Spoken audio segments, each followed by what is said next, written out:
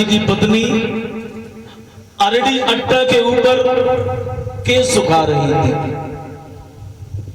तोता ने छोटा सा रूप बनाया, सूक्ष्म रूप बना के अरड़ी के मुखार बिंद से होकर उदर में प्रवेश कर गया। जब प्रवेश कर जाता है, भोले बाबा खड़े के खड़े रह जाते हैं। भोले बाबा कहने लगे, ब्यासी तुम्हारे घर में हमारा चोर छुपा हुआ है, अरे अपनी पत्नी से कहो चोर को निकाले। ब्यासी घर पर जाते हैं, अरड़ी से पूछा है, ये बताओ तुम्हारे घर में कोई चोर है? कहा महाराज चोर तो नहीं है, लेकिन हमें ऐसा महसूस हुआ है कि छोटा सा तोता आया और हमारे मुखार बिंद से होके उदर में प्रवेश कर गया।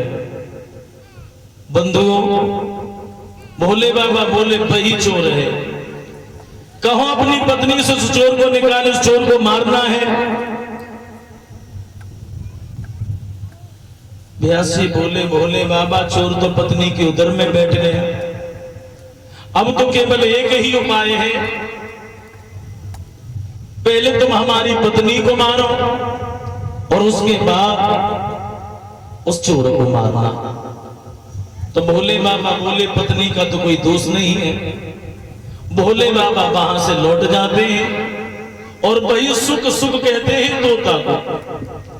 तोता सुखदेव बन गया मां के गर्भ में जाकर, और सुखदेव मां के गर्भ में 2-4 वर्ष नहीं 12 वर्ष तक रहे। 12 वर्ष के बाद में ब्यासी कहने लगे हैं, बस तुम जन्म क्यों नहीं लेते, जन्म क्यों नहीं लेते आप? तो अंदर से आवाज आती है, सुखदेव कहते हैं, पिताजी ये संसार जब तक निर्मोही नहीं हो जाता है तब तक हम जन्म नहीं लेंगे, तब तक हम जन्म नहीं ले सकते। भगवान को 2 घड़ी के लिए संसार निर्मोही करना पड़ा, सुखदेव का जन्म हुआ। भयो जन्म सुखदेव को बिनराल पेटे अंग, भाग गए बनयोर को तब लगे प्यास जी संग।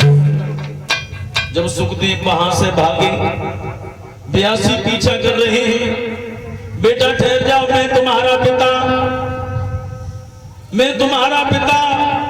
तो सुखदेव कहते हैं, मेरा कोई पिता नहीं है, न मालूम कितनी बार मैं तुम्हारा पिता बना, न मालूम कितनी बार तुम हमारे पिता बनो, हमें जाने दो, हमें जाने दीजिए। सुखदेव वहां से चले जाते हैं, एक गुफा के अंदर प्रवेश करते हैं और सुखदेव भगवान के भजन में लीन हो जाते हैं। सुखदेव की समाधि लग जाती है।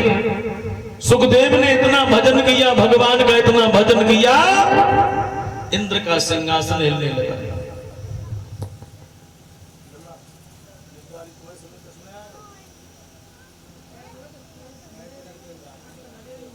लगाए दो ना यार,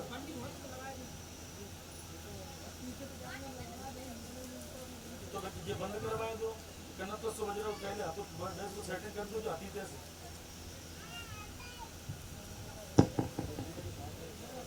बोले आनंद कंद भगवान की। बंधुओं, अब सुखदेव गुफा के अंदर भगवान का भजन कर रहे हैं, इंद्र घबरा जाता है। तो इंद्र ने रंभा को बुलाया,